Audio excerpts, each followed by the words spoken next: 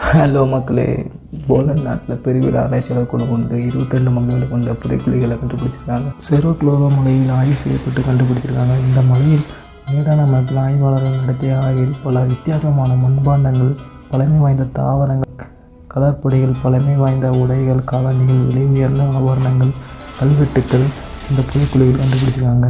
இந்த குழிக்குள் குழந்தைகள், பெரியவர்கள் என தனித்தனியாக சாக்கு மூட்டைக்குள் அவர்களை அமர்த்தி புதைக்கப்பட்டிருக்குன்னு சொல்கிறாங்க.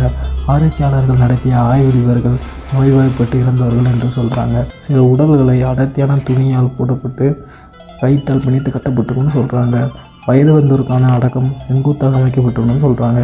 இந்த புதைக்குழிக்குள் இருந்து எடுக்கப்பட்ட உடல்களை ஆய்வு செய்வதற்காக கம்ப்யூட்டர் டோமோகிராஃபி பயன்படுத்தி இந்த உடல்களை ஆய்வு செய்கிறாங்க. இந்த வீடியோ பிடிச்சிருந்துச்சுன்னா ஒரு லைக் கொடுங்க, உங்கள் ஃப்ரெண்ட்ஸுக்கு ஷேர் பண்ணுங்கள். இந்த வீடியோ பற்றி என்ன நினைக்கிறீங்கன்னு காமெண்ட் பண்ணுங்கள். Thank you all.